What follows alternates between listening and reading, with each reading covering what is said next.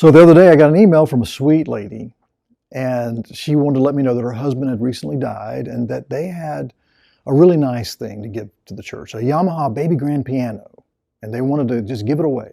And in fact, let me read the email to you. It's what it said. Hello, I hope this message finds you well.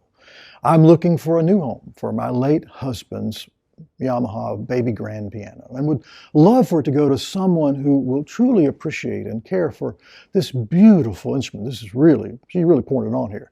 If you or anyone you might know is interested in giving this a cherished home, please feel free to get in touch with me via, and of course she lists an email there. I'm thinking, hey, that's really nice, right? Actually, it was a scam. So on today's The Church Files, we'll be addressing this growing number of fraudulent schemes that churches are being subjected to, and how we're having to deal with all this and the potential of devastation that comes through these schemes if they succeed. But before we look at some of these terrible things, hey, do something really nice if you would. If you'd subscribe, it'd be great. Or hit the like button on this video. I promise you, I promise it's not a scam, and I'm not going to ask for any money. So back to the piano lady. So, I get this email, and I don't know a lot about pianos.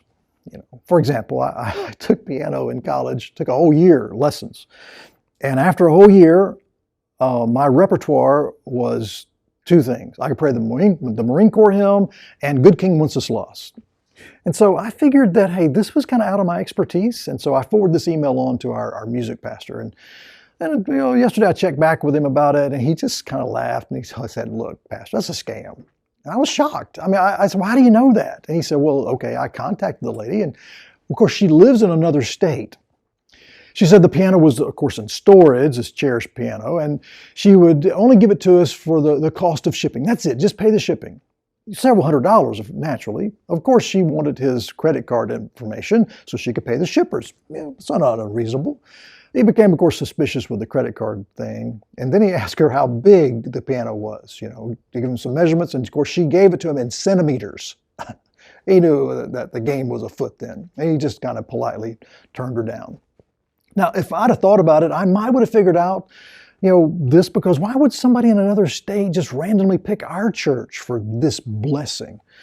It would make more sense for her to call a local church, and say, hey, I've got this piano, would like to donate it to you. Why in some other state? If I hadn't had this guy's help, I could have fallen for this scam, it's just too good to be true kind of offer. And it happens all the time. And it's just another case where churches are being targeted by scammers. And this epidemic is growing because criminals know that, hey, churches are soft targets. They're filled with, very good-natured people who often want to help other people. And most churches have funds they use to help people and to do projects like this. However, when a church falls for this sort of con, it can cost them tens of thousands, if not more, in dollars, and can cause tremendous problems in the church and for the people who pray this hoax. And it's a horrible thing all around. So on a regular basis, our church and others are targeted by scammers. Happens all the time. A couple of years ago, our financial secretary here got an email, from me asking her to send several $1,000s to a missionary family via Western Union. Fortunately, she was wise enough to come to me in person and say, Pastor, is this what you want to do? Is this the amount? And of course, I didn't. I quickly she realized that, hey, we're being targeted by some fraudster here. We also figured out the reason why was because we had put her picture and her contact information on our staff website, our webpage there. And so we quickly removed that. A few months later, I got a call from a deacon.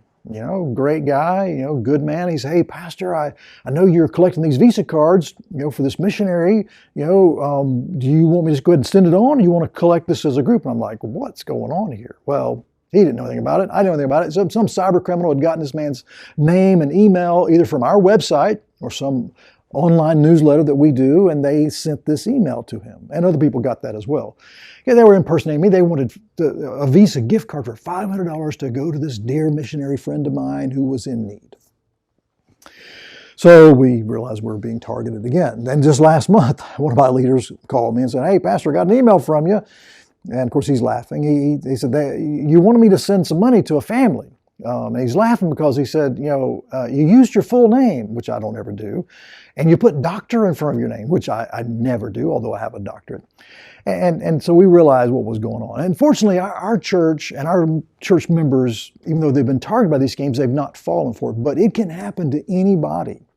And at one church I once worked for, where I was not the senior pastor, the financial department got a request from the senior pastor for mission funds to this organization.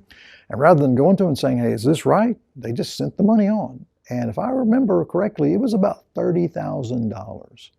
Heck, our denomination a few years fell for this, where our state denomination was going to send money onto our national offices, and they got a request from the national office of sending the annual funds. And so that was, okay, we'll do that. And there was this official email and this really handy link for the processing of the funds. And so they sent the funds on to the national office.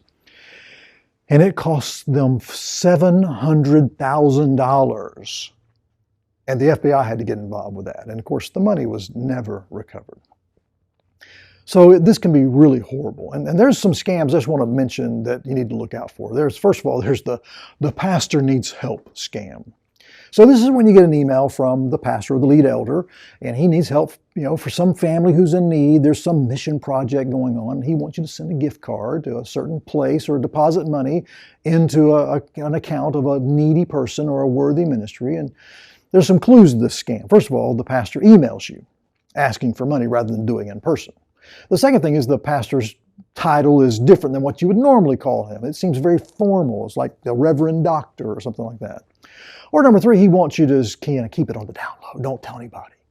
And there's usually some emotional pitch, number four. And number five, it's kind of time sensitive. We got to do this quickly. We got to do it right now. And so how this unfolds is usually where the people, the church, they're listed on the website somehow, and lay leaders and their contact information is put on there because of some event they're doing. And the criminals will data mine this information. They'll go through your website and they'll find these people and then they'll contact them directly. Well, then next there's the administrator / financial secretary scam. And here, the financial secretary or the administrator of the church gets an email from, the lead elder, the senior pastor, asking him or her to quietly send some money to special mission project. There's a link where this can be done. Now, the churches that are vulnerable to this trap are the ones that, number one, they lack clear policies on how to handle such requests. Number two, they usually have poor internal communication. Or, the people in the financial area sometimes are intimidated by the lead pastor or the lead elder, and they would never dream of questioning them. And so when they get that request, they just dutifully obey. Again, this is almost always due to a data mining operation of the church website where, fraudsters look for the staff member who handles the finances or the payables. So be aware of that.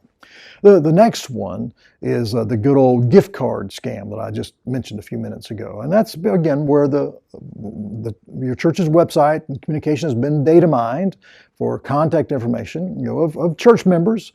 And sometimes, all they need is your name. And thieves will, they'll find out the personal content information either from places like, the dark web or from public record searches. And then these unsuspecting people are contacted and asked by some leader to send a gift card to some charitable need. Could be a family that has a sick child. Could be a missionary that's in some hostile country that's got trouble, or an organization that's doing a great work for the Lord. And there's always an emotional hook, and there's usually that, time-sensitive thing and a request for discretion to kind of keep it quiet so as not to embarrass those who have this need. So how do you keep from being a victim of these terrible people, these scammers who make your church a target? How do you become a more hardened target against them? Well, let me give you a few suggestions. Number one, have a clear set of policies about how money is handled and how disbursements are made when requests come in. Number two, you ought to have a two-step verification process for handling a request that comes through electronic means. So this is where the financial department, they physically speak to the person making the request to confirm that the request is legit. Number three, hey, don't list your financial staff on your church website. We all want to honor those people because they work hard. But if you list their contact information and who they are, you're just setting them up for a scam and your church up for a scam. Number 4, regularly communicate with your church about these schemes and how the church legitimately solicits funds for ministry projects. I occasionally will tell our church on a Sunday morning about these things, and I always remind them I never ask for money by text or email. If I'm going to request money, it'll always be through legitimate means. I never ask for gift cards, and so I said, if there's a need, I'll talk to you directly. And I remind them, if you ever see an email from me that has doctor in front of my name, you know it's not legit. Number 5, train your staff to regularly know how to spot scams and how to prevent them. 6, consider not listing church members on your website or in publications. Now, I understand that lay leaders are often the point of contact for events and ministries, and it helps to have them listed, but you're just making them a target. If you've got to do that, if you must do this, then train these people in spotting scammers and let them know they could receive some sketchy communication and they shouldn't be fooled by it. Number 7, train your staff and lay leaders in the warning signs of a scam. Emotional stories, stilted or unusual language that, people here in the United States, we just don't talk that way. If they use titles for church leaders that they never use, like doctor or the right reverend, or it's time is pressured, it's got to be done right now, there's this request for secrecy. Or there's links to bank accounts and requests for gift cards and untraceable monetary instruments. It may be requests from people who are not local, like the piano woman. So just understand some of the clues for this. Sadly, the effects of all of this criminal behavior in targeting churches is horrible. People lose money, staff members are embarrassed, some people lose their jobs because of a loss of funds. The church can have terrible conflict over this, and money could be gone that legitimate ministries could have used. One of the greatest harms is cynicism. Because there's so many criminals out there and bad actors, it's easy to just start seeing everybody as a crook. And to turn away and just deny requests for help. We're just not going to do it. We've been burned too many times, but we can't do that. Even though we might get burned, we still need to train our people to be generous and to meet the needs of those around us. This is a command. Paul told Titus this in Titus chapter 3, verse 4. He says, hey, let our people also learn to maintain good works and meet urgent needs, that they may not be unfruitful. So we've got to continue to meet needs. We've also got to pray and ask for God's protection against criminals and scammers. Hey, I hope this video has been a help. Hope it's helped to expose some of the nefarious activities, that come at you as a church and as Christians, and that you will be on your guard against these types of attacks. Again, hey, thank you for watching the Church Files, and may the Lord bless you and keep you. God bless.